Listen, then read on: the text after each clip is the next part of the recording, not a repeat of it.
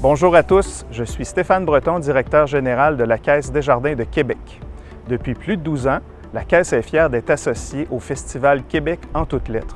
Pour nous, c'est une occasion idéale de nous associer à un événement de qualité et de donner accès à des activités culturelles et une programmation diversifiée aux gens de Québec. Je tiens à féliciter sincèrement les organisateurs de cette activité pour la qualité exceptionnelle de l'événement. Et je remercie tous les membres de la Caisse de Québec de nous permettre de faire une différence dans la communauté. Bon festival!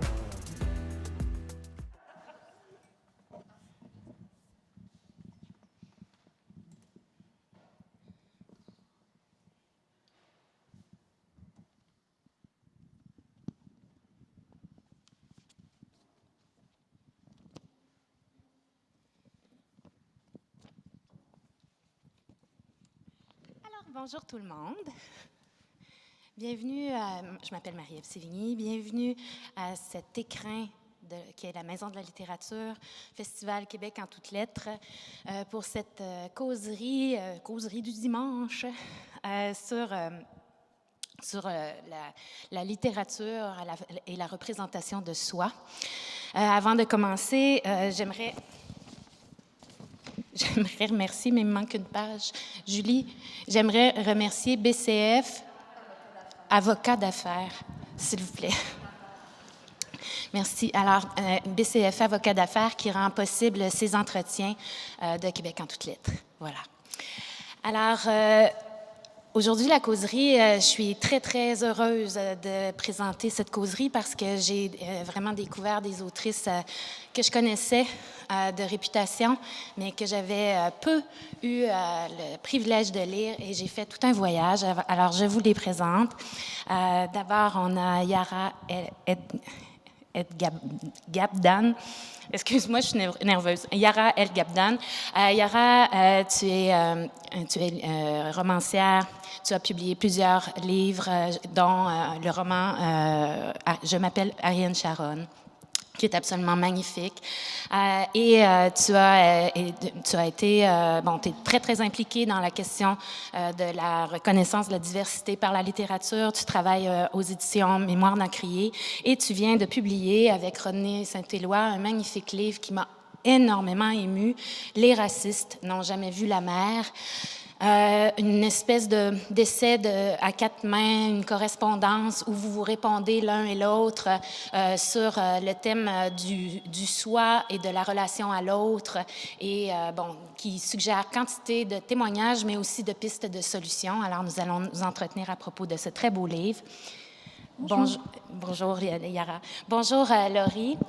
Alors, Laurie Jean-Louis, une poète qui a été remarquée, mon Dieu, ça a fait une détonation, ton recueil. Alors, La femme sans couleur, alors dans le sens de centaines, alors on est sans ou on est aucune. C'est ce que tu prétends.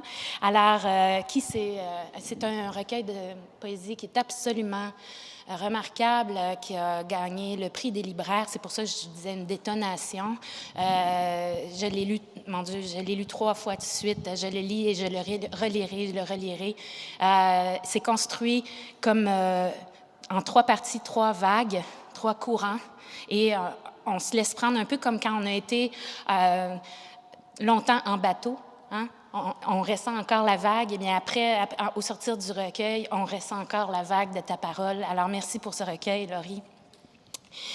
Et j'accueille aussi la romancière et éditrice Olga Duhamel-Noyer.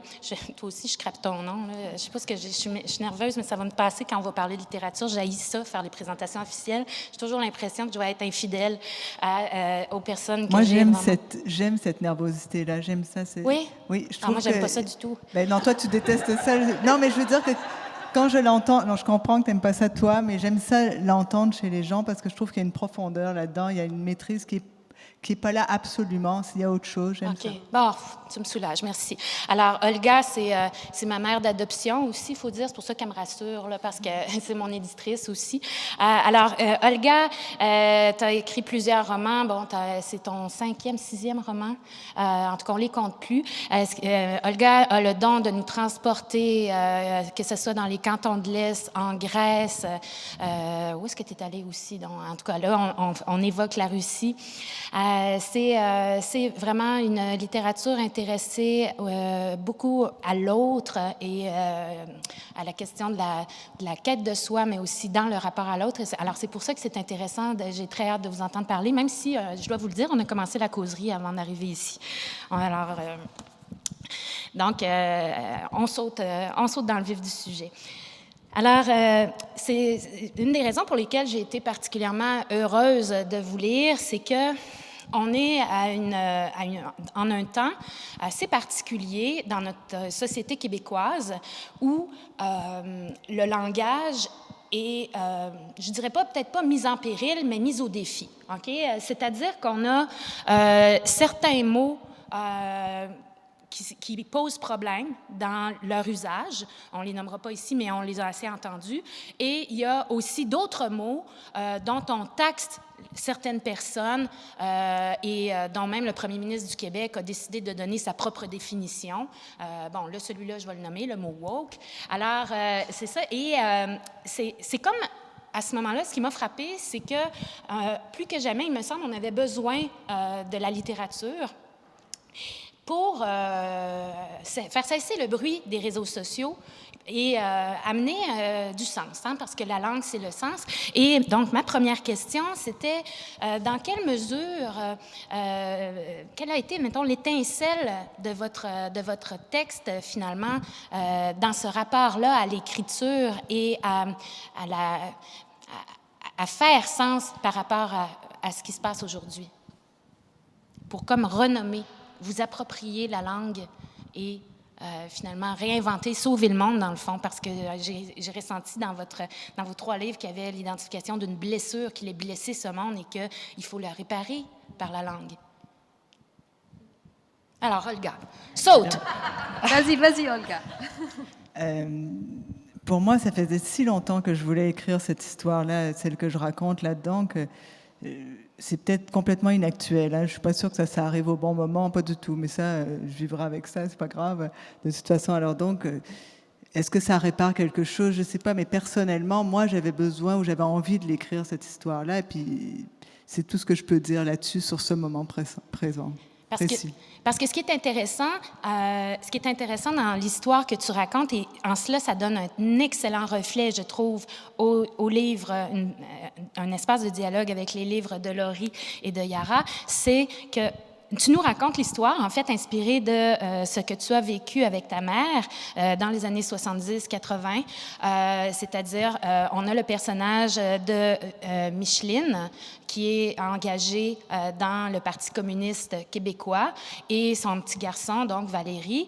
Et toi, finalement, tu représentes leur rêve d'un monde meilleur. Et c'est comme si, aujourd'hui, on était de l'autre côté du miroir de ce monde meilleur-là, qui est peut-être pas si meilleur que ça. Oui, parce que c'est aussi un livre sur la fin des idéaux. Ben, c'est beaucoup un livre là-dessus, où je reste devant ça en me disant, bon, je vais avancer dans la littérature, je veux écrire un livre là-dessus, je veux écrire sur ces souvenirs-là, ça remonte à 40 ans, je veux écrire là-dessus, j'ai écrit là-dessus, mais c'est aussi, l'écriture, c'est aussi pouvoir regarder l'impossibilité maintenant de croire peut-être dans une épiphanie possible grâce aux politiques, par exemple. Oui, c'est ça. Et puis, on voit toute cette confrontation-là entre ce désir-là d'épiphanie et cette inaccessible étoile, finalement. Oui, c'est ça. Ça reste, j'ai voulu que ça reste en suspens pour l'instant. Oui. Voilà. Tu veux y aller ou... Vas-y. OK, je vais y aller. J'y vais. Alors, pour répondre à la question, je dirais que moi, j'ai toujours écrit. Là, vous voyez, à côté du plexiglas, il y a mon éditrice, Yara. Alors, disons que La femme sans couleur, je l'ai écrit avec quand même plus d'acuité que ce que j'ai écrit auparavant, qui n'est pas publié, qui n'est pas connu, que j'ai pas soumis. J'avais une idée beaucoup plus claire. Puis, je dirais que pour répondre à votre question, qu'est-ce qui a fait l'étincelle? C'est que je trouve qu'il y a beaucoup de bruit dans le monde. Et il se dit beaucoup de choses, il s'écrit beaucoup de choses. Là, il y a les médias sociaux, mais au final, qu'est-ce qu'on retient? C'est du bruit. Il n'y a rien. Puis, en fait, pour moi, écrire, c'était de dire, c'est moi qui parle. C'est moi qui parle. Moi, je vais dire comme je veux dire. Et qui veut bien me suivre, me suive. Mais là, c'est moi qui parle. Arrêtez de me dire n'importe quoi. Puis c'était un moment comme ça, un moment vraiment d'éclairement où je voulais que les mots disent quelque chose. Puis c'est pour ça que les poèmes sont très épurés. Pour moi, être précis, c'est pas parler beaucoup. C'est au contraire être extrêmement sélectif. Je vais en dire peu, mais ce que je vais dire, ça va aller exactement à la bonne place. Puis là, après, moi, les lecteurs, les lectrices, je suis contente, ils peuvent l'interpréter comme ils veulent. Je veux qu'ils l'interprètent comme ils veulent. Mais je leur donne 5 mots pour créer quelque chose. Voilà. Et c'est 5 superbes mots. C'est pas rien, là, quand même. Merci. C'est un petit peu plus que 5 mots, même. Quand même. Il faut le dire, précisons-le, là. J'aime beaucoup ta question, Marie-Ève, parce que la question du langage, moi, je suis toujours très, très intéressée quand je vois les réactions que font certains mots. Comment on peut... Et pour moi, c'est une confirmation d'une conviction que j'ai, c'est que les mots peuvent changer le monde. Et puisque les mots peuvent changer le monde, il y a toujours des gens qui vont avoir peur des mots. Et la première chose qu'on cherche à censurer, c'est toujours les mots. Et c'est encore une preuve aussi que, en fait, les mots peuvent changer. Et donc, nous, on est des artisans des mots. On a ce métier-là d'écrire, de réinventer le monde avec les mots. Et donc, j'essaye toujours de regarder comme ça, mais pourquoi ils ont peur tellement d'un petit mot anglais, woke?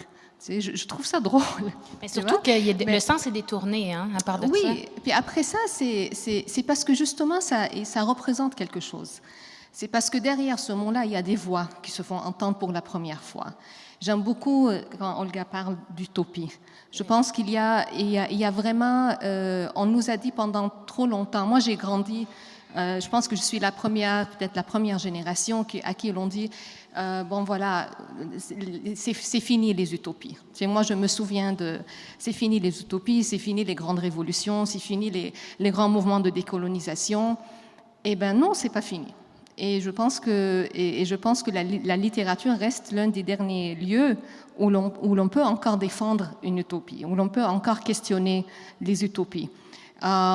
Et donc, le livre qu'on a écrit, Rodney et moi, ça avait, pour moi, dès qu'il m'a parlé de l'idée du livre, j'ai tout de suite pensé justement aux mots.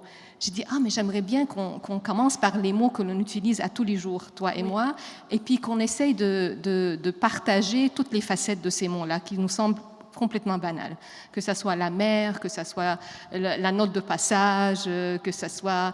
Et c'est comme ça, c'est parce que chaque fois que tu introduis un mot et tu introduis toutes ses facettes et son histoire et tu questionnes le monde, tu réinventes en fait l'imaginaire, tu l'élargis, tu l'étends et tu produis peut-être une possibilité pour quelque chose de nouveau, de s'introduire dans le discours. Donc, c'est dans ce sens-là. Et je trouve la démarche, je l'ai vraiment ressentie dans votre livre, dans vos 3 livres d'ailleurs, que la démarche a été consciente ou inconsciente.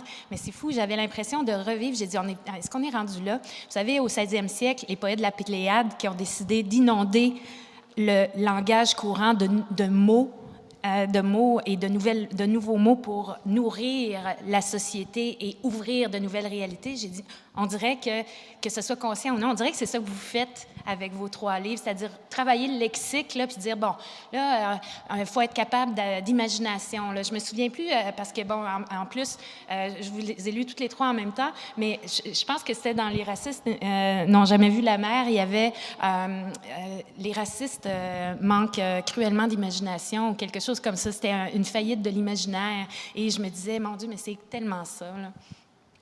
Oui, c'est ça. Moi, je suis convaincue que notre problème fondamental, c'est le manque d'imagination.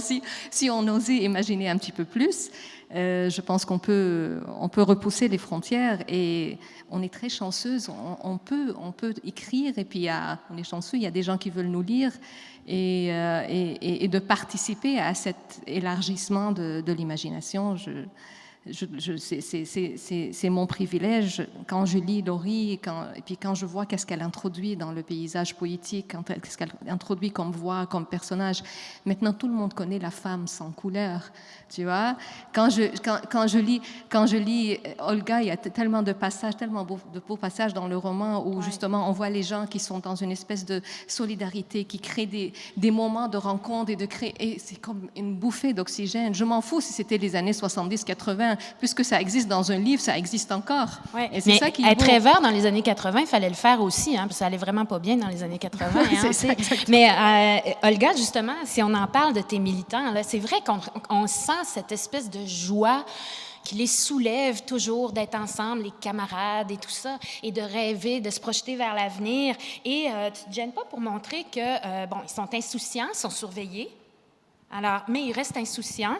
Et je me demandais à quoi s'appuie cet optimisme inaltérable. Je veux dire, à un moment donné, parce qu'ils subissent quand même la défaite ils appuyaient, le Parti communiste appuyait le mouvement de l'indépendance, il y a l'échec du référendum. Ils continuent, ils sont contents quand même. Bon, ils ont la peine, ils ont le chagrin, mais ils continuent à se battre avec énormément de joie. Oui, parce que à la limite, c'est un détail pour eux. Il y a une tristesse, il y a un abattement que le oui l'emporte pas, mais après, de toute façon, eux rêvaient de bien plus grand que ça. C'est comme un petit détail de rien, tu sais. Alors il faut rêver plus loin. Parce qu'ils n'ont jamais de prise. Ils n'ont jamais de prise. Tu sais, par exemple, ils ne sont pas élus, ils perdent le référendum. Il arrive toutes sortes de revers. C'est quand même, on est en pleine guerre froide. Les États-Unis soutiennent le fascisme en Amérique latine. C'est vraiment, tu sais, on a l'impression qu'ils essuient les revers, mais ils continuent. Mais parce qu'ils sont sûrs d'être du bon côté des choses. Ouais. Ils sont complètement sûrs de ça, alors ça les porte complètement. C'est ce qui porte c'est peut-être que le doute, c'est le pire ennemi de l'enthousiasme, c'est sûr. Et dans ton roman, en fait, le pire ennemi, finalement, c'est une sorte d'individualisme qui va se développer particulièrement dans la seconde moitié du roman, qui est une menace sourde, mais qui va en crescendo, et qui est cet individualisme-là qui se manifeste par le désir de possession masculin sur la femme, finalement. Alors, ça vient briser le rêve beaucoup, ça. Mais exactement, mais ça, c'est quelque chose d'ordinaire dans les couples. Tu sais, c'est qu'à un moment... dans les couples, dans ton roman. Là. De mon roman, puis pas juste de mon roman, malheureusement. Là, c'est ouais. quand même un truc un peu banal. Là, ouais. Oui, ça arrive en plein féminicide. C'est ça. Cette montée-là, ordinaire, vient justement voiler complètement l'extraordinaire de ces promesses de lutte. Quoi. Ils cherchent justement tout le long, ils se retrouvent avec les compagnons de lutte. Yara, tu termines ton livre, je cherche des compagnons de lutte. Puis moi, mon livre, c'est un peu, finalement, j'aimerais peut-être mieux pas en rencontrer des c'est pas ça tout à fait. Non, est-ce que je veux vraiment d'en rencontrer des compagnons de lutte? Mais j'adore ce que j'ai même pas pensé à ça comme ça, mais c'est tellement vrai ce que tu dis, Olga. Mais je pense que dans tous les couples, on sent ça parfois, surtout beaucoup les femmes. C'est tout à coup quand une femme commence à avancer. Ça commence à créer des remous dans la relation. Mais moi, j'avais envie de te poser une question parce que, par exemple, dans la lutte des Palestiniens, ça a toujours été, on va libérer la Palestine, puis après ça, on va s'occuper des questions de femmes. Tu vois ? N'est-ce pas ? Libérons la Palestine, puis après ça, on va voir. tu sais, pour la question de... Et puis là, ça m'est tellement venu en lisant Olga, parce que justement, on voit l'un ne va pas sans l'autre. Non, c'est ça. Tu vois, et c'est ça qui est extraordinaire. Mais bon, est-ce qu'on peut avancer dans une lutte tout seul? Je ne sais pas. C'est ça la question. Mais je sais pas. Qu'est-ce que tu penses? Alors, Laurie, mais moi, Qu'est-ce que tu penses, toi, Laurie? Tu es la femme sans Laurie, couleur. s'il te plaît. Alors moi, bon, par rapport à ce que Olga disait, puis même à ce que Yara disait, pour moi, dans les deux livres, ce que je sens, c'est qu'il y a un horizon. Les gens regardent quelque chose. Puis moi, en écrivant La femme sans couleur, je regardais quelque chose aussi. Puis j'essayais d'écouter une voix qui n'était pas proche de moi. C'est comme rapprocher la voix de quelqu'un, puis dire, OK, ta voix va être mon horizon. Parle-moi. Parle-moi. Parce que je vais revenir sur cette espèce Ouais. d'horizon qui est structurant de ton recueil, Ouais. qui est vraiment de l'image structurante de la mer. Tu dis « je suis ressac ». Le poète dit « je suis ressac ». Je viens de mes origines viennent de la mer boit tout, je n'arrête pas d'arriver. Moi, l'étrangère, noctambule des marées. Et plus loin, tu dis « la mer nous sauvera ». Oui. C'est-à-dire que il y a quelque chose pour moi d'absolument... pour moi, la mer, c'est comme une épiphanie. C'est comme quelque chose qui arrive à chaque fois. Puis avec nos yeux humains, on ne peut pas voir si la mer va mal.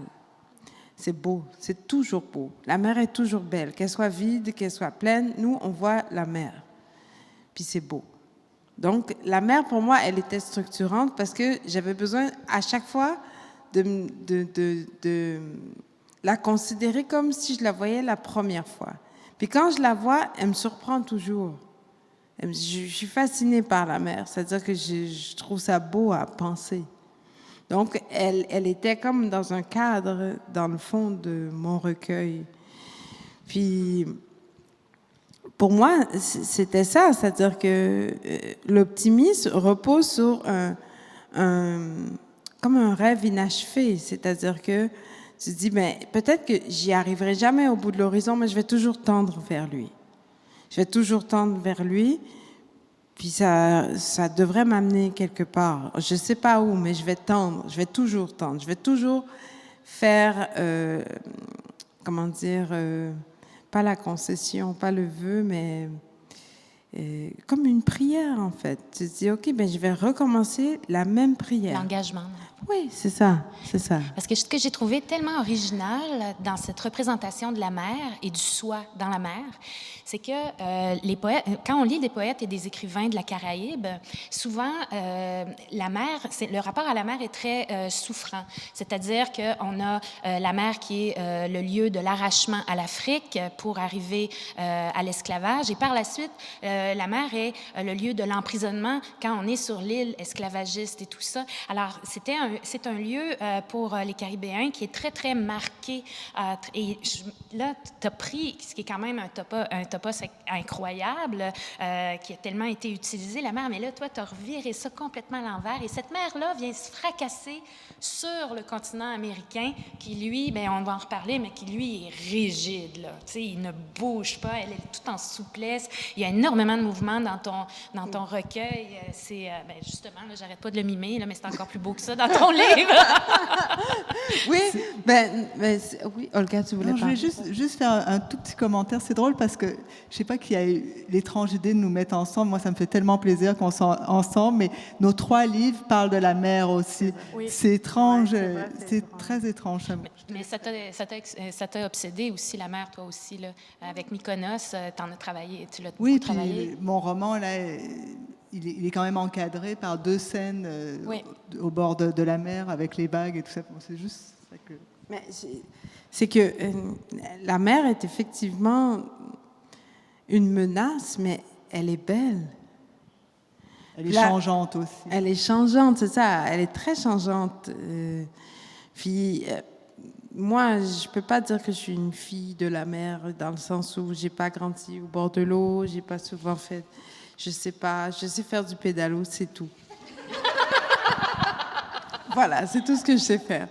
Alors, la mer, ça reste comme un désir complet. Puis moi, j'ai un rapport avec le désir. Quand j'aime trop quelque chose, je m'approche pas. Je le regarde, j'avance, je recule, j'avance, je recule, parce que je veux pas l'abîmer. Je veux pas l'abîmer, je veux pas l'altérer avec mes folies. Donc, quand on se dit que c'est un horizon, puis on doit conserver l'horizon, c'est ça, en fait, le recueil de poésie.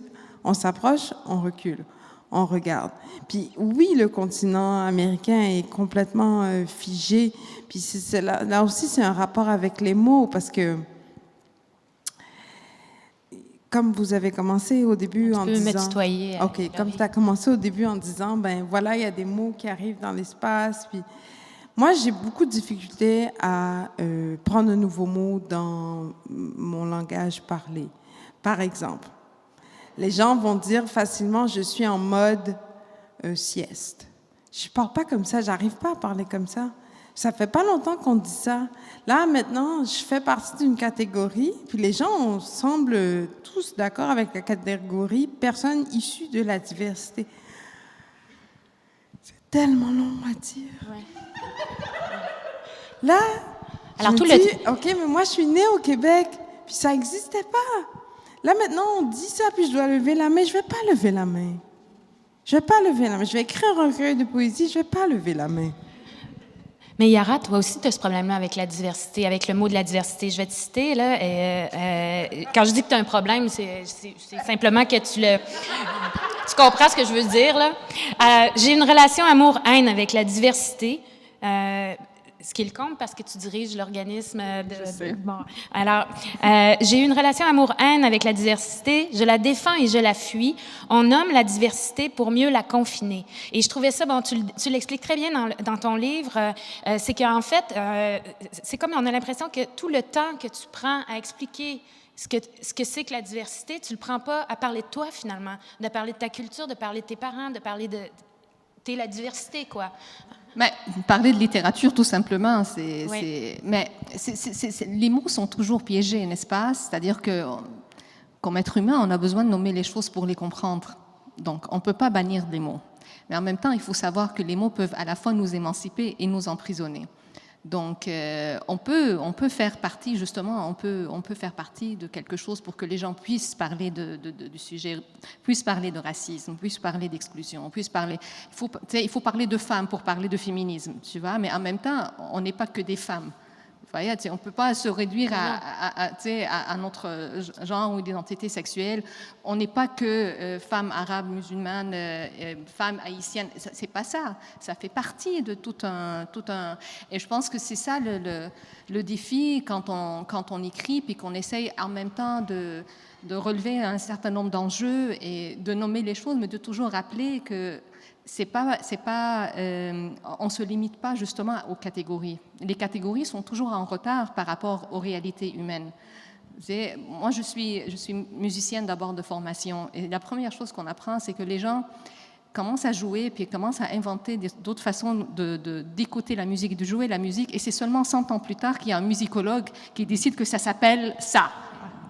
Ça s'appelle le jazz. Ah oui, c'est ça. Mais ça fait 100 ans que les gens font du jazz, vous voyez. Donc, il faut pas se limiter à ça.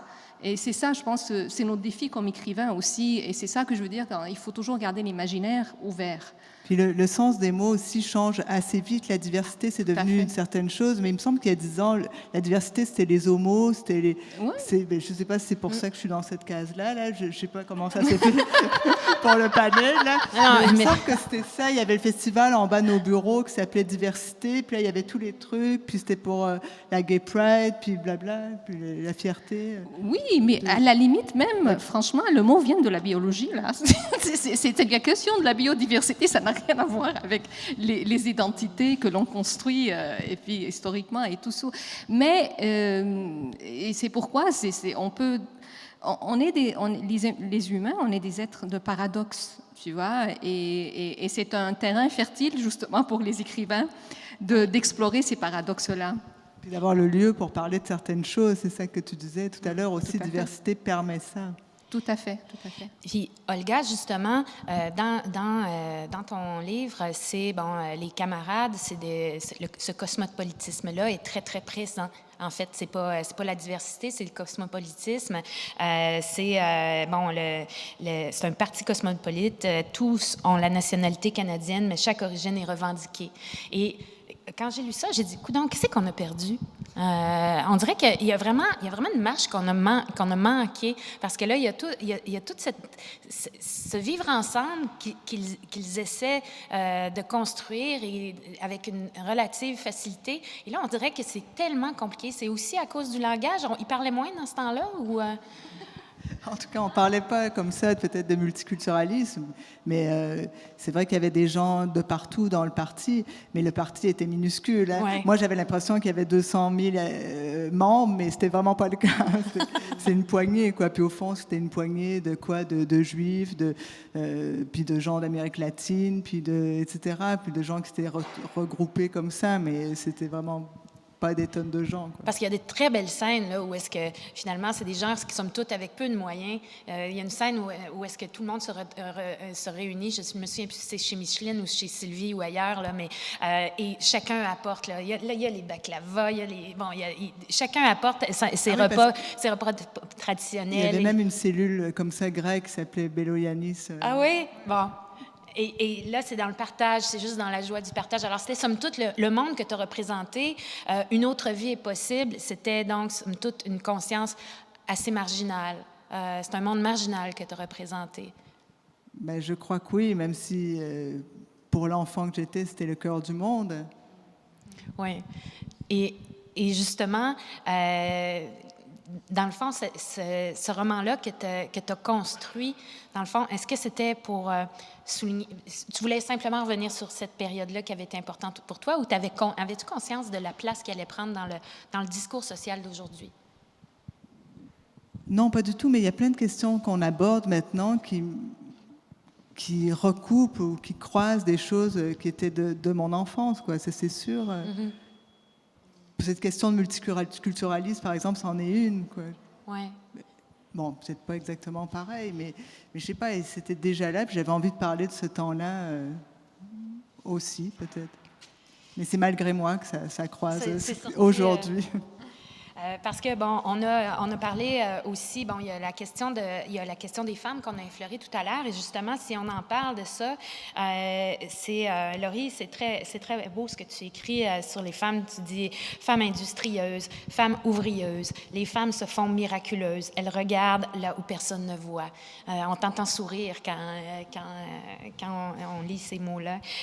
Et en même temps, tu dis, bon, alors, il y a cette grâce-là qui les accompagne, qui les porte, mais en même temps, être femme, c'est un programme à réviser constamment. Être femme et être noire est un programme au moins 2 fois plus chargé parce qu'il faut veiller constamment à ne pas se faire voler sa tendresse. Oui, cette partie-là, les gens l'aiment beaucoup dans le prologue, puis ça me fait vraiment plaisir. Moi, j'ai pleuré, moi, quand j'ai lu ça. C'est vrai? Oui. Oh. Ouais. Tu me consoleras tout à l'heure, OK? Oui. Mais c'était important pour moi parce que les gens, pour moi, être élégant, la grâce compte beaucoup. C'est-à-dire que j'ai été élevée par ma mère seule, puis ma mère disait, bon, c'est pas parce qu'on n'est pas bourgeois qu'on ne doit pas avoir l'air d'être bourgeois. Alors, il fallait que je sois, mais impeccable, à tous les moments. À tous les niveaux. Je pense qu'elle a réussi. Je pense que je suis une personne bien élevée. Et là, quand on est une femme noire, bon, les gens arrivent toujours avec une masse de clichés. Là, par exemple, un ami m'a dit, ah oui, vous, les Haïtiens, vous mangez beaucoup de poulet frit. Puis là, je ne savais pas quoi dire. Je savais pas. Je dis, ben, on en mange, mais beaucoup, je ne sais pas, tu sais. Puis là, ça, c'est pas méchant. Ça, mais c'est limité, drôle. C'est limitatif. C'est très limitatif. Puis quand il me dit ça, je me dis, bon, à la limite, si je mange beaucoup de poulet frit, à la limite, hein, ça, c'est, on donne la proposition. Mais qu'est-ce qu'on peut dire d'autre? Rien. Rien du tout. Donc, quand je dis c'est pas se faire voler sa tendresse, c'est que quand on devient un peu sur ses gardes, parce qu'on s'attend à ce que les gens nous disent absolument n'importe quoi, mais vraiment beaucoup de choses là, n'importe quoi. Mais là, on est sur la défensive.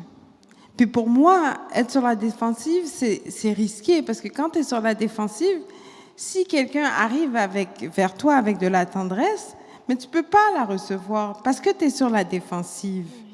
Puis ça, c'est triste. Récemment, quelque chose qui m'a touchée, alors on va imaginer l'option où je suis sur la défensive. Donc, il y a une petite fille de 4 ans, une petite fille blanche qui est dans la rue, puis bon. Là, souvent, les petites filles blanches, elles vont dire « Ah ouais, elle me fait peur, j'ai peur d'elle, mais j'ai rien fait. J'ai marché. Je marchais. Elles ont peur de moi. » Mais là, je fais attention parce que je veux pas manquer de la beauté. Je suis très, très égoïste à ce niveau-là. Donc là, j'ai dit, oh Laurie, regarde la petite fille. Là, elle marchait sur la rue, puis je pense qu'elle essayait de tenir un parapluie, puis un gobelet, puis tout allait tomber. Puis elle avait 4 ans, puis ça m'a fait tellement de la peine. J'ai regardé, je voyais pas son parent, puis là, son père était vraiment loin, il la regardait plus. Puis là, j'ai dit, Laurie, là, il faut agir. Aide-la. Là, j'ai tenu son parapluie, puis là, elle a replacé, je pense, son gobelet ou je sais plus quoi d'autre, puis je lui ai redonné, puis elle m'a regardé, mais vraiment sincèrement, puis elle m'a dit « Merci, madame ». Puis pour moi, ça valait cher. Puis je me dis, mais c'est ça, se faire voler sa tendresse, c'est que si tu es sur la défensive parce que tu penses que tout le monde va t'attaquer, tu te la fais voler. Tu te la fais voler. Puis quand tu te la fais voler, ben, alors si quelqu'un vient vers toi gentiment, tu n'es pas capable de recevoir. Puis pour moi, c'est important. Puis les femmes étaient vraiment importantes pour moi dans le livre parce que si je reprends un peu ce qu'on disait sur le langage, les mots, c'est qu'il y a des choses qui sont extrêmement difficiles à dire. Puis j'ai choisi la poésie parce que j'arrivais pas à les dire autrement. Puis le poème Femme industrieuse, femme ouvrière, c'est une fois, je me rappelle, je faisais une activité de club de lecture avec des femmes. Puis c'était la dernière, puis on m'avait amené des choses à manger, des collations. Puis là, je sais pas, je parlais avec une des personnes du groupe, puis je parlais. Puis quand je me suis retournée, les femmes avaient tout rangé, comme par magie. Je me suis vraiment retournée, puis il n'y avait plus rien qui traînait. Tout était nickel. Puis là, j'ai dit, ah, les femmes sont magiques. Il faut que j'écrive un poème là-dessus. Puis là, c'est de là que m'est venu le poème, tu sais. Puis j'ai une tendance, quand je suis en colère aussi, à écrire des poèmes dans la mesure où je cherche un horizon, je cherche un souffle. Je dis, mais la personne ne comprend pas ma colère. Pourquoi? Elle voit pas ce que je vois, elle sent pas ce que je sens. Donc, je dois parvenir, avec les mots, à lui faire comprendre. Puis c'est ça, la femme sans couleur aussi. Tu dis, mais regarde comme je regarde. Vois et cette ouverture, vois. cette curiosité. Oui, c'est ça. Ouais. Yara, pensant aux femmes, je pense à ta mère, qui est une figure dans ton livre qui est une figure discrète, mais très présente en même temps. Et qui a cette phrase incroyable. Un jour, quand tu es petite, elle te dit « Tu veux sauver la Palestine, reste première de classe. » Tout un programme. Et tu vois, c'était vraiment particulier parce que, en plus, bon, ça, c'est l'élan pour raconter une anecdote que j'aimerais que tu nous racontes. Mais quand j'ai retranscrit la phrase, moi, avec une exécrable mémoire que j'ai, j'avais marqué « Si tu veux sauver la Palestine, réussis en classe. » Et j'ai trouvé que c'était vraiment, j'ai dit, mon Dieu, l'erreur que je viens de faire, c'est vraiment lié à l'anecdote qu'elle a racontée, que tu as racontée et que j'aimerais que tu racontes par rapport au Québec, la question de la réussite et ta mère et les diplômes et combien c'était important pour sa fille, pour son fils, mais aussi, tu sais, alors toute la force d'une mère qui croyait en le savoir. Oui, non, mais en fait, mes deux parents, depuis qu'on est enfant, c'est-à-dire que la première chose qu'ils nous disaient, c'est On n'a pas de pays, on n'a pas de passeport, on ne veut même pas reconnaître qu'on existe. Mais il y a une chose qu'on ne peut jamais vous prendre, c'est votre éducation. Puis, je me souviens très bien, c'est ton pays, ça va être ton savoir. Et personne ne peut t'arracher ça, personne ne peut mettre une frontière sur ton savoir. Là aussi, j'ai pleuré. Tu vois? Et mes deux parents, c'est-à-dire qu'on grandit dans les camps de réfugiés. Et ce qui les a sauvés des camps de réfugiés, c'est l'éducation. Vous voyez? Donc, mais évidemment, donc, nous, dans nos têtes, c'est une question de survie, d'apprendre et de réussir et de lire. Et c'est vraiment une question de survie. C'est pas un divertissement. C'est pas un passe-temps. C'est vraiment pour survivre. Et donc, ma mère me disait, reste première de classe, parce que quand tu es première de classe, il n'y a personne qui peut, en fait, te repousser.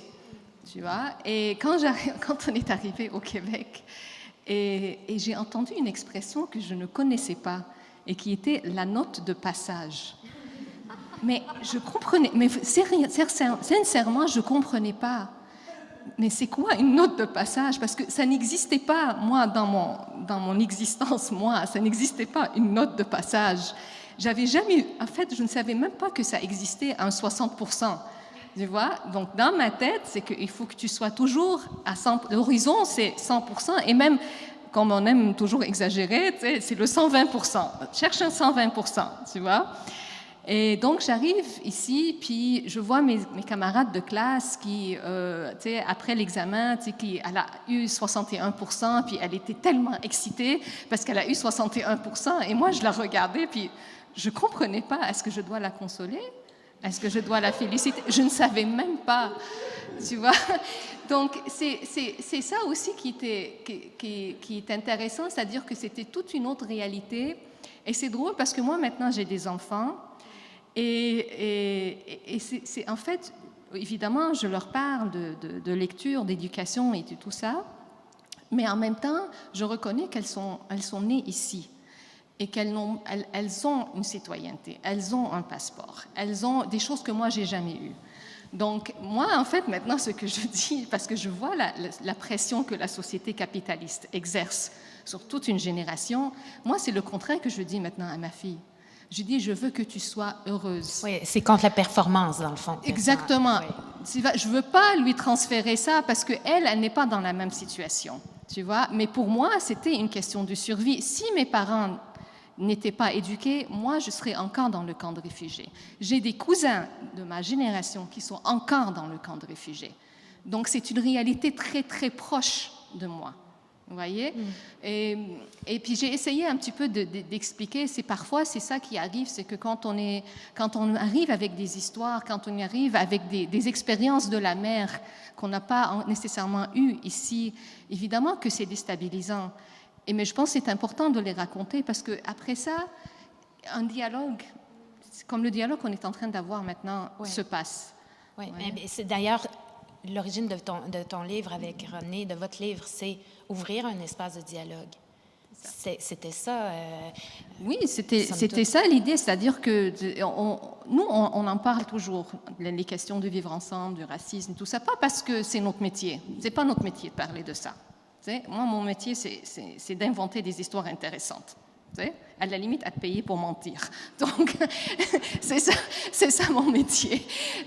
Donc, mais on en parle à tous les jours parce que on est interpellé constamment et par la vie et par la société, parce qu'on est confronté à des situations difficiles. Et puis, on essaye, comme elle dit, Laurie, on essaye de garder l'élégance face à des expériences parfois très méprisantes, très humiliantes. Donc, on s'est dit, mais au lieu de parler entre nous, invitons tout le monde dans la conversation. Parce que le racisme, ça ne me concerne pas à moi seule. Tu vois, et ce n'est pas à moi à résoudre cette question-là, c'est une question qui concerne toute la société. Et j'aimerais bien qu'on y travaille ensemble. Parce qu'on va être tous plus heureux après ça, je vous le garantis. Mais quel est l'enjeu? Et là, je vous poserai à toutes les trois la question. Et d'autant que vous êtes, poète, écrivaine, essayiste, romancière, mais aussi éditrice. Comment on fait pour installer cette tolérance-là? Yara, tu dis les livres nous guérissent, les livres nous sauvent. Comment on fait dans une société de 51% d'analphabètes fonctionnels? Que peut la littérature? Et qu'est-ce qu'elle doit faire pour aller rejoindre ça, pour contrer cette menace à l'égard de la limitation, finalement? Oh mon Dieu. Un grand silence. Oui, c'est ça. Moi, je ne suis pas éditrice, alors j'ai parlé, c'est moins risqué. Mais moi, je pense que foncièrement, la femme sans couleur est analphabète. Je pense. Je ne suis pas certaine, mais je pense. Mais alors, écrire avec la femme sans couleur, c'est dire, OK, bon, on n'a pas le savoir des mots, mais on en a un autre. Alors, cet autre savoir, pour moi, c'est être capable de nommer les choses. Puis, je pense qu'avant le langage, il y a ce besoin de nommer les choses.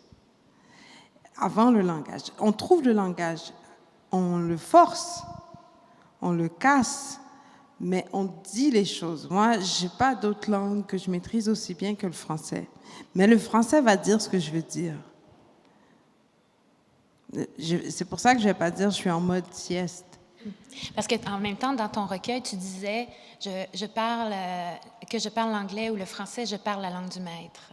C'est ça c'est important de dire ça. C'est chargé. Oui, c'est très chargé. Aussi, j'imagine, oui.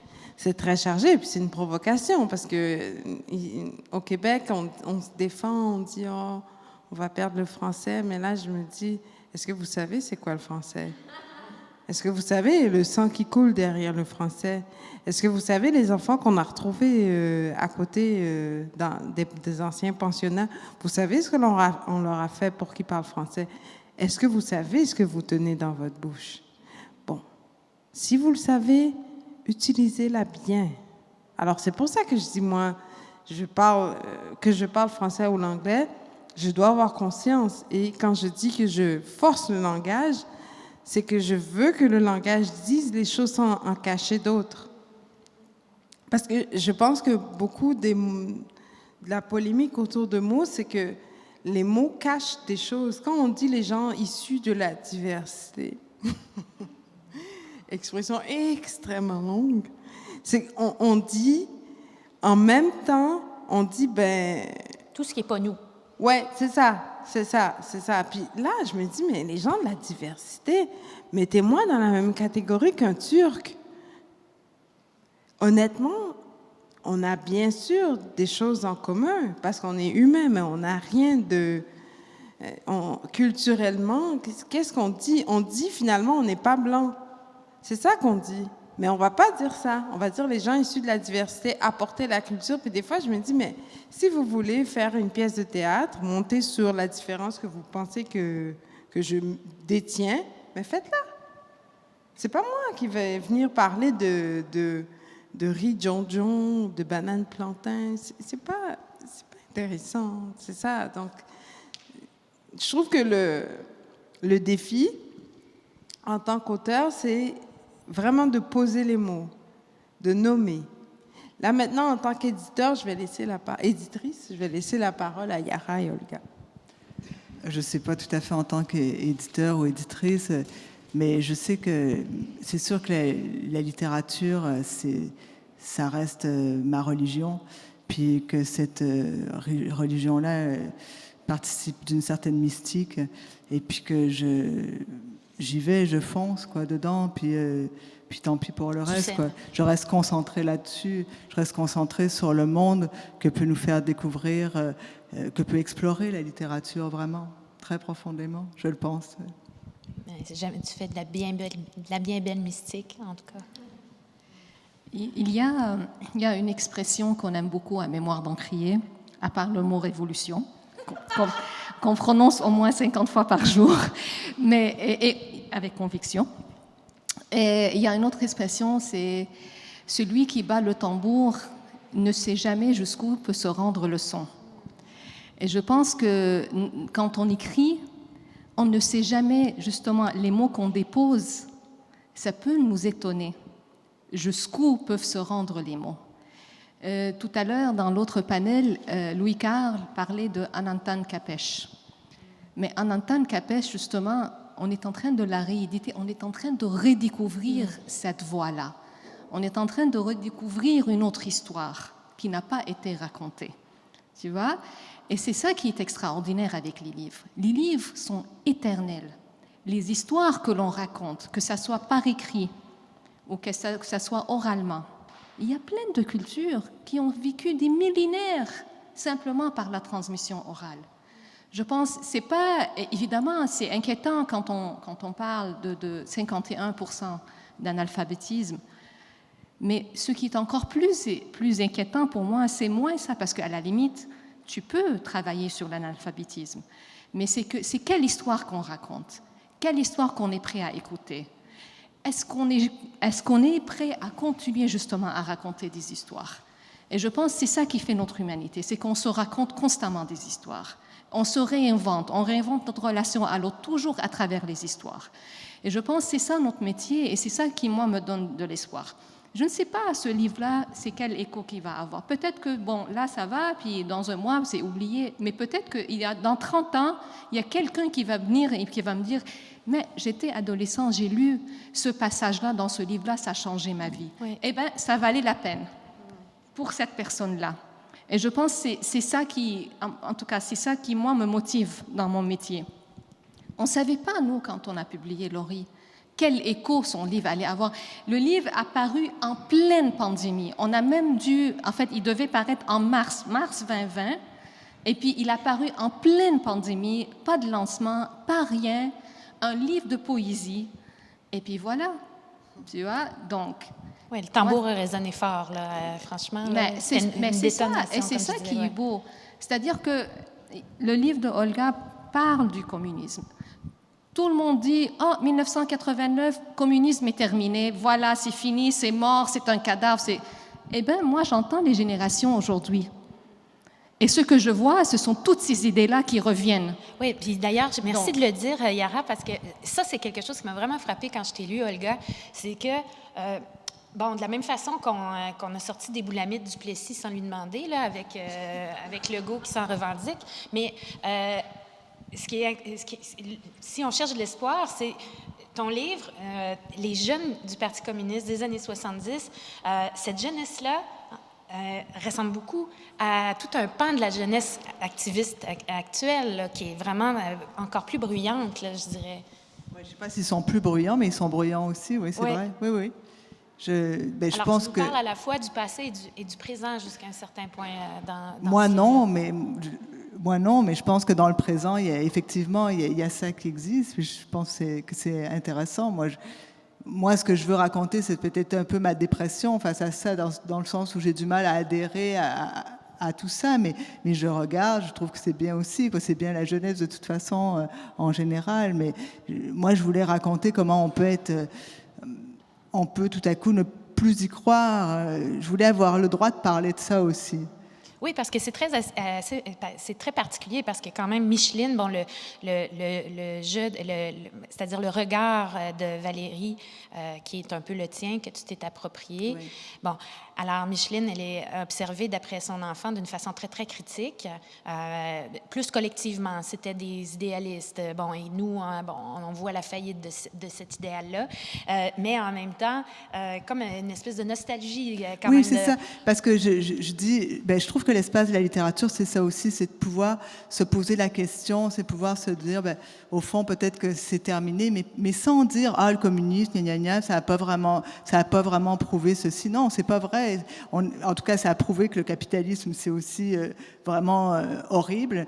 C'est ça qu'on découvre là maintenant, c'est que cette haine du capitalisme, je pense qu'elle est très vive chez les jeunes, puis c'est tant mieux, quoi. Puis on voit bien que le capitalisme menace tellement de choses de la terre, quoi, ouais. Des choses aussi fondamentales que ça.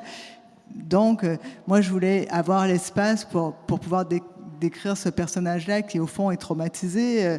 Le petit Valéry, il est un peu traumatisé par ce qui est arrivé, mais il a vécu des moments extraordinaires parce qu'il a rêvé d'un avenir radieux.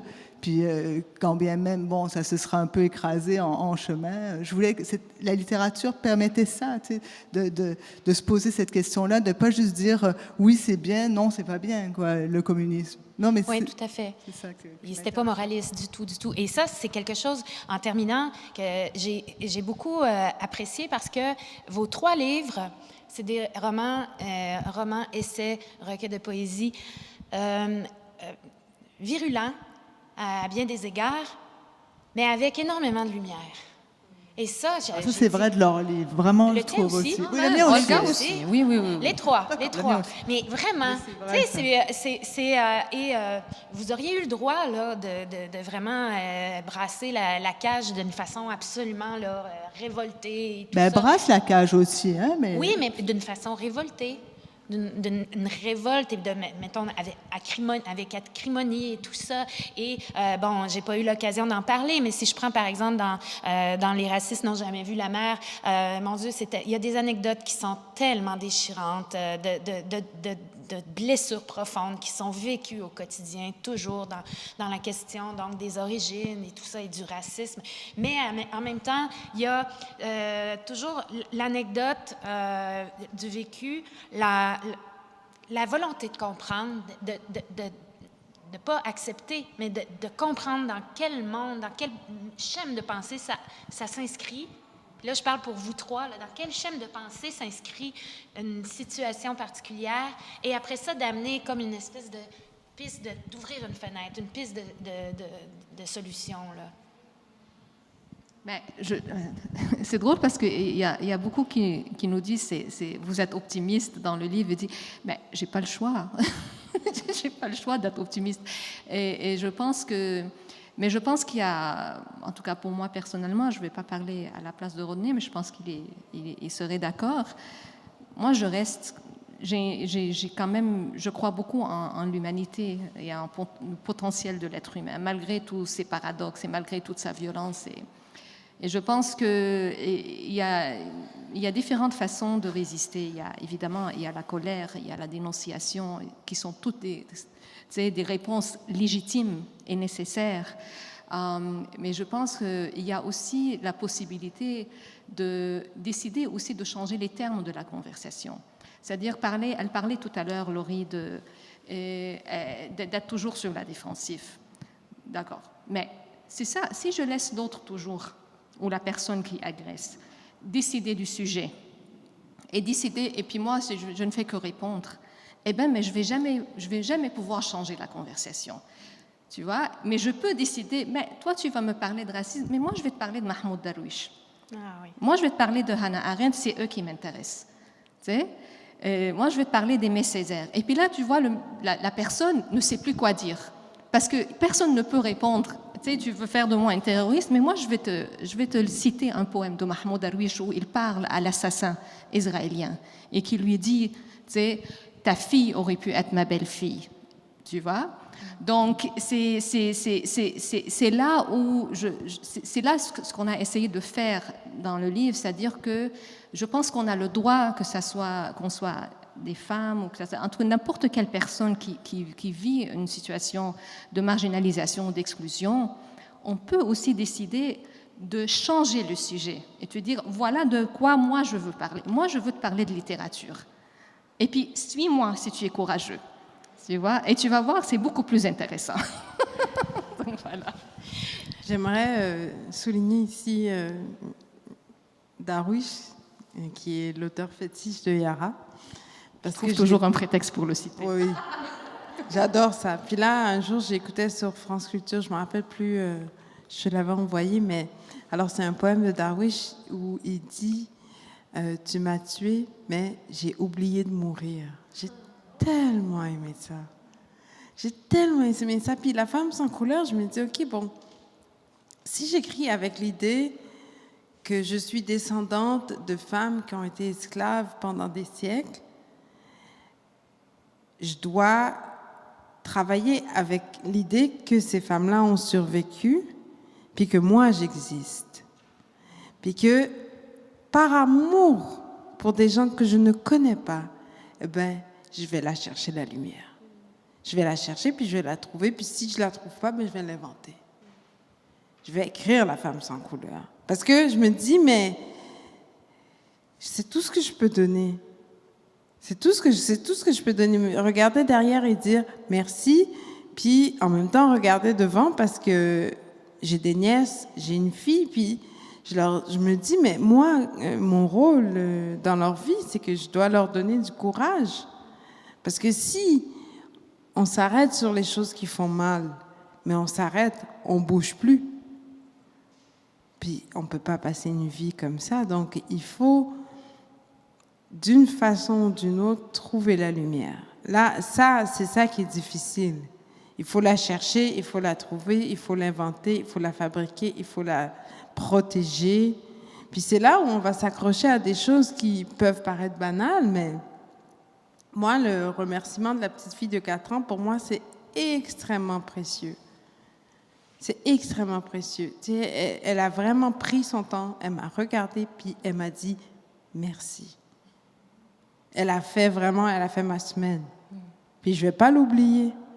Puis c'est ça que je dis, mais il faut rester là où la lumière nous atteint. Je vais pas me placer dans l'ombre. Tu sais, je pense que je suis une optimiste, mais c'est simple. C'est parce que j'aime la vie.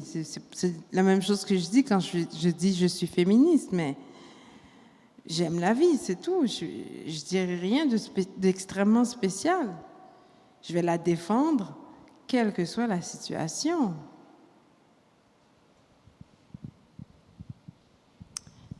Tu me regardes. Bien, je te regarde parce que je voulais savoir, en fait, en écho à cette lumière-là, quand on se parlait de la lumière, l'ombre et tout ça, est-ce que finalement tu dirais que peu importe le projet que tu mènes, cette lumière-là est importante pour toi dans tes œuvres? Parce qu'elle est toujours présente en même temps. Il y a toujours un drame, mais tes personnages sont toujours aussi d'un roman à l'autre, que je pense à Mykonos qui essaie, ces jeunes qui essayent d'être complètement dans l'ivresse du lieu où est-ce qu'ils sont, ou bien le cosmonaute dans son rang qui essaie de voir les étoiles. Et là, maintenant, une autre vie est possible. Il y a toujours, justement, le désir de la lumière et de l'inaccessible étoile.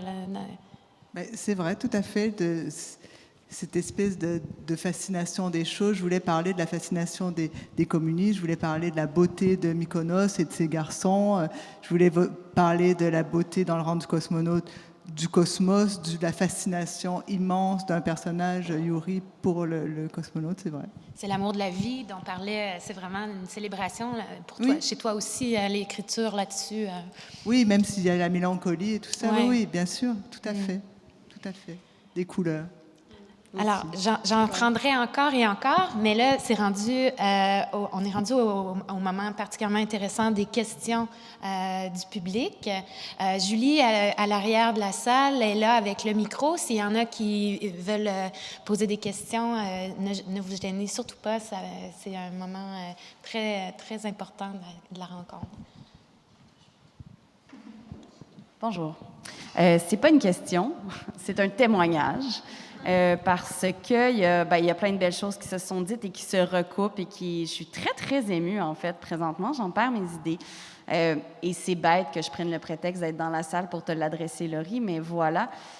On parlait tout à l'heure de cette idée-là de personnes de la diversité et d'avoir à défendre et à être invité sur un panel. Je dis pas que c'est le cas présentement, mais pour ces questions-là.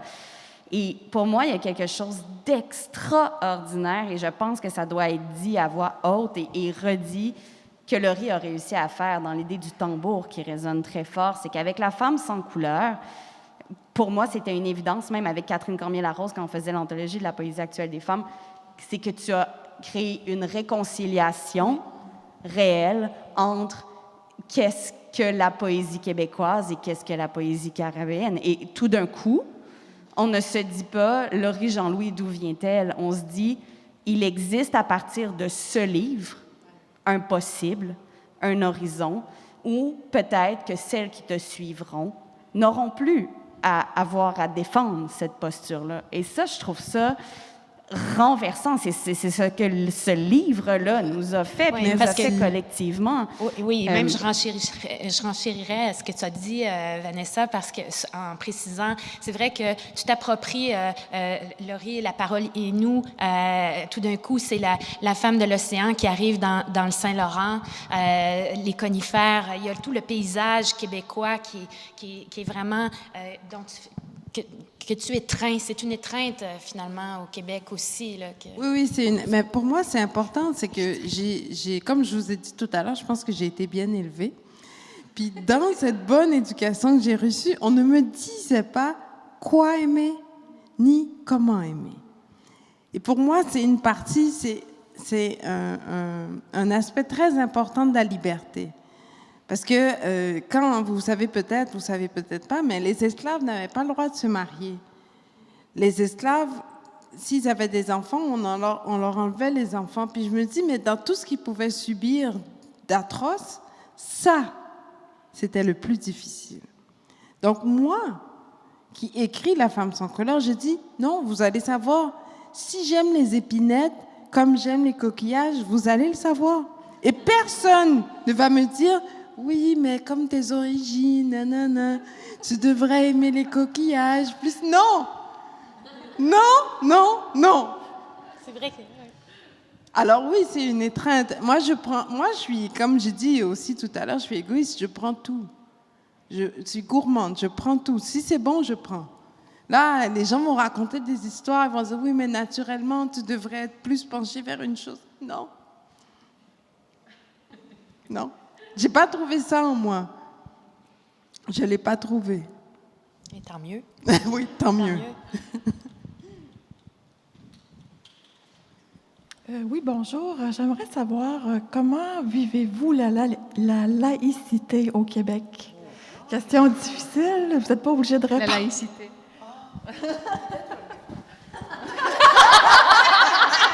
Ah non, ça va pas m'en tomber dessus à moi, là. Non, mais ce que je pourrais juste... En fait, je vais faire un commentaire sur Laurie, parce que tu parles des épinettes. Laurent du Cosmonaute, c'était beaucoup aussi un livre sur la peur et l'effroi que donnaient les épinettes. C'est quelque chose, moi, que je trouve très angoissant. Puis c'est l'endroit où je suis née, dans les épinettes, à peu près. Puis j'ai pas du tout un rapport simple à ça. Bon, mais Alors, on n'irait pas faire du camping avec toi, là. non, s'il te plaît. OK. Ben, à la limite, moi aussi, je suis bien élevée quand même. Si tu m'invites, je viendrai. Ouais, tu vas y aller? Mais je vais avoir peur. OK. La laïcité... Bon. La laïcité, je pense que c'est... Écoutez, moi, je peux simplement vous dire qu'est-ce que moi je vis. Je ne suis pas ni une experte de la religion, ni une experte de la laïcité. Moi, j'ai une famille qui est 2 fois musulmane. J'ai grandi dans une culture musulmane, mais j'avais aussi des parents qui ne pratiquaient pas. Mais j'ai aussi une tante qui est très pratiquante. J'ai des cousines qui pratiquent, qui ne pratiquent pas, qui changent d'avis, qui réinventent la religion en tous les jours. Et je pense que la laïcité, comme la question woke, je pense qu'il y a beaucoup d'épouvantail qu'on crée justement, qu'on médiatise, et puis qui ne reflète pas la richesse et la complexité des relations que les gens ont, que ce soit avec leur foi, que ce soit avec la société, que ce soit... Donc... C'est un peu ce que tu exprimais d'ailleurs dans le livre sur la charte que vous avez publié à plusieurs mains. Là. Oui, moi, en fait, pour moi, c'est pas un enjeu, honnêtement. Voilà. C'est pas un enjeu. Bon, ben, c'est à mon tour. Je dois dire que je pense pas vraiment à la laïcité. C'est-à-dire que, honnêtement, si je m'appuie sur ce mot, je pense que ça va me prendre ma vie pour comprendre le mot laïcité. C'est un mot très chargé historiquement. Puis, j'aime pas l'usage qu'on en fait aujourd'hui parce que pour moi, le mot est détourné. C'est-à-dire qu'on met laïcité au lieu de parler des choses beaucoup plus fines. Moi, j'ai des amis, je pense, de toutes les religions, puis je m'en fous, en fait. Si je te dis le jus d'orange est bon, Qu'est-ce que tu vas me dire? Tu vas me sortir une sourate? Tu vas me parler en hébreu? Qu'est-ce que tu vas faire? Le jus d'orange est bon. Là, maintenant, la laïcité, c'est un univers qui est, comment dire, trop loin pour moi. Puis quand je dis que le mot est détourné, c'est que je pense qu'on l'utilise pour éviter de se poser d'autres questions. Et c'est ça que j'aime pas. C'est pour ça que je dis, mais quand on écrit, c'est moi qui choisis les mots. Puis là, les gens utilisent ça, puis on sent que le mot est utilisé comme une arme. Oui, bien, vous l'avez abordé toutes les deux, d'ailleurs, on n'en a pas parlé, mais la question du politique, dans l'usage des mots, dans le détournement du sens, du langage et tout ça, c'était très important dans vos deux œuvres, là. Oui, puis c'est drôle parce qu'il y a des questions, justement, j'ai beaucoup aimé ce qu'on a fait tout à l'heure, on a mis un petit peu Olga sur le spot, mais il y a des questions qui sont exclusivement adressées à moi. Et je me pose la question, mais pourquoi? Ou exclusivement adressée à Laurie. Mais pourquoi? Me semble que, pourquoi est-ce qu'on est obligé toujours de répondre à ce genre de questions-là? Comme pourquoi si vous étiez les emblèmes. Oui, alors que là, on était en train de parler évidemment, toutes les questions sont légitimes, mais moi, je peux vous dire que c'est vraiment pas un sujet qui m'intéresse. Et c'est pas vraiment un enjeu pour moi, qui est important ici dans la société. Je trouve que c'est vraiment... on a d'autres choses beaucoup plus intéressantes à raconter et on a d'autres questions beaucoup plus pressantes dans la société à poser aujourd'hui. Donc, je me dis, ben, j'ai envie de vous parler de Scheherazade, j'ai envie de vous parler de... Cela, justement, on parlait de science-fiction plutôt, de Ursula Le Guin, que moi j'adore comme écrivaine. Et puis voilà, puis laissons d'autres s'inquiéter parce que c'est leur obsession, c'est pas mon obsession à moi personnellement. Vous voyez, c'est vraiment pas. Et ni de la plupart de mes amis qui essayent tout simplement de vivre dignement, avec dignité, sans qu'elles soient constamment interpellées. Comme si c'était à nous de régler tous les problèmes et tout, l'histoire de la religion au Québec, c'est pas à moi de régler cette question-là. Ouais, donc c'est ça. Voilà. Une petite dernière pour la route.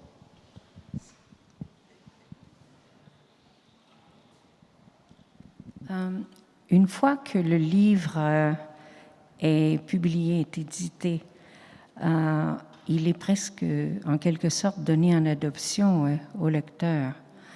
Alors, à ce moment-là, le lecteur, il peut, pour s'en reporter au titre de ce qui nous relie, là, le lecteur peut vous emmener bien au-delà de cette représentation de vous-même, peut même vous faire emprunter des chemins que vous n'avez pas parcourus, des chemins qui n'étaient même pas planifiés à l'agenda, peuvent amener des critiques positives, même négatives, peuvent vous trahir.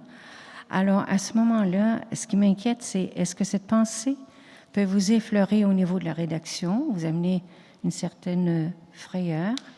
Et deuxièmement, au niveau de la rédaction, comment vous au niveau de la réaction, ou comme vous avez dit d'ailleurs vous-même, on ne sait pas où les mots nous mènent, comment vous réagissez face à l'interprétation du lecteur?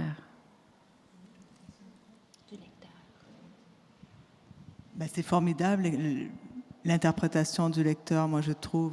C'est formidable de voir ce que le lecteur comprend, devine, interprète de ce qu'on écrit. Enfin, il me semble que c'est formidable, ça. Cette diversité-là, pour le coup, c'est vrai, quoi. Oui, moi je suis d'accord avec Olga. Quand on écrit, Moi, j'ai pas écrit beaucoup de livres, j'en ai écrit 2, un album jeunesse et puis La femme sans couleur. Et puis, j'ai eu un lancement pour l'album jeunesse. Et puis, pour moi, un lancement, c'est dire à ton livre, bon voyage. Bye bye. Maintenant, t'es plus à moi. Maintenant, c'est un objet. On peut le trouver précisément quelque part, mais c'est plus à moi. Puis tant mieux que ça suscite des réactions et positives et négatives, parce que écrire, c'est aussi beaucoup d'essayer de créer un dialogue. Moi, c'est ça, c'est pas extrêmement privé ou individuel pour moi. Écrire, c'est de un peu titiller les autres puis de leur dire ouais, on pourrait parler de ça, on pourrait parler de ça, on pourrait parler de ça aussi, bien sûr. Tu sais, c'est comme une longue conversation que tu amorces. Puis après, que tu sois... Moi, je suis pas la chef de mes mots. Je vais reconnaître, c'est moi qui ai écrit La femme sans couleur. Mais après, si les gens se retrouvent pour parler du livre, tant mieux. Oui, ça veut dire qu'on est lu, de toute façon, quand ils interprètent. Oui, c'est ça, oui. Mais merci beaucoup, j'aime beaucoup cette question. Et nous, par exemple, quand on a commencé à travailler sur ce livre-là, on avait une seule peur, c'est justement on ne voulait pas être dans notre petite bulle, surtout que on travaille ensemble, on est des amis, Rodney et moi, à la limite on s'entend surtout, donc on peut très facilement être dans notre petite zone de confort et voilà. Donc quand on a écrit le livre, on l'a partagé, le manuscrit, avec une douzaine de lecteurs et lectrices et en exprès des personnes qui sont très différentes de nous, qui ont d'autres expériences de nous, des amis qui vivent en région, des amis blancs de tous les âges, vous, ce que vous voulez. Puis ils nous ont confrontés, ils nous sont revenus, ah voilà ce passage-là, et c'était extrêmement intéressant, c'est vraiment enrichissant là. Le livre est 1000 fois mieux parce qu'on a eu ce dialogue-là. Et puis là, maintenant que le livre existe, les gens veulent souvent nous inviter et puis veulent justement qu'on soit entre nous puis qu'on se parle. Puis nous, on dit non, je veux pas entendre nous. Moi, je veux entendre vos histoires. Nous, on a fait notre travail. On a raconté nos histoires. Maintenant, c'est à votre tour. Nous, on s'est mouillés, là. Mouillez-vous. Vous voyez? Et je pense que c'est ça qui, au contraire, c'est important et on ne peut pas avoir cette prétention de savoir à qui on adresse le livre, qui est notre lecteur idéal et tout ça. On ne peut pas avoir cette prétention-là. On ne peut que humblement déposer les mots, puis après ça, dire « j'espère que quelqu'un va vouloir les lire ». Vous voyez? Et puis là, j'aime beaucoup ton idée de bon voyage. Faites-en ce que vous en voulez. C'est à vous. Mais au niveau de l'écriture, le travail, je pense que Olga je ne sais pas quelle est ton expérience, mais moi, souvent, le travail avec les auteurs, c'est justement de leur dire, mais vous êtes libres, écrivez avec liberté. Il n'y a personne, dans votre page, quand vous êtes en train d'écrire, vous êtes souverain. Personne ne peut vous dire quoi dire, ne pas dire. Après ça, acceptez que les lecteurs vont le lire et puis ils vont le dire si c'est pas bon. Mais votre travail, c'est d'écrire le plus librement possible. Mais c'est drôle parce que ça me fait penser à la préface. J'étais en train de revoir les derniers jours de Smokey Nelson de Catherine Mavrickakis, Olga, et elle dit ça, parce qu'elle l'avait écrit avant l'affaire George Floyd, pardon, et finalement, elle a fait donc dans la nouvelle édition une préface en guise d'avertissement où est-ce qu'elle disait, j'assume totalement ce que j'ai écrit, je me suis approprié le langage des sudistes à l'égard des Noirs et tout ça. J'ai essayé de représenter ça. Ce n'est pas une réalité que je reconnais, mais c'est à vous, lecteur, maintenant, et je vais assumer le texte. Je vais l'assumer. Ça, je trouvais ça vraiment intéressant qu'elle ait ajouté ça à son texte. Alors, c'est ce qui termine notre causerie d'aujourd'hui. J'en aurais pris encore, mais c'est ce qui est beau dans la littérature. Pour poursuivre cette discussion, eh bien là, il faut laisser parler les livres. Alors, je vous recommande de Rodney Saint-Éloi et Yara El-Gadban, « Les racistes n'ont jamais vu la mer », un livre magnifique, magnifiquement bien écrit d'ailleurs aussi. Là, on a parlé du contenu, mais il aurait fallu parler de l'écriture encore davantage. C'est un livre qui chante et j'ai été très heureuse d'apprendre qu'il a été envoyé au premier ministre François Legault. Je vous recommande aussi La femme sans couleur de Laurie Jean-Louis, à garder le plus près possible de votre oreiller pour faire des rêves souriants et apaisés. Et Rêver une autre vie est possible. Alors, d'Olga Duhamel-Noyer, la possibilité qu'un autre monde nous attend et qu'il n'en tient qu'à nous de le construire. Merci de nous avoir ouvert cette fenêtre. Merci à toi, Merci à toi, Marie-Ève. Merci au public.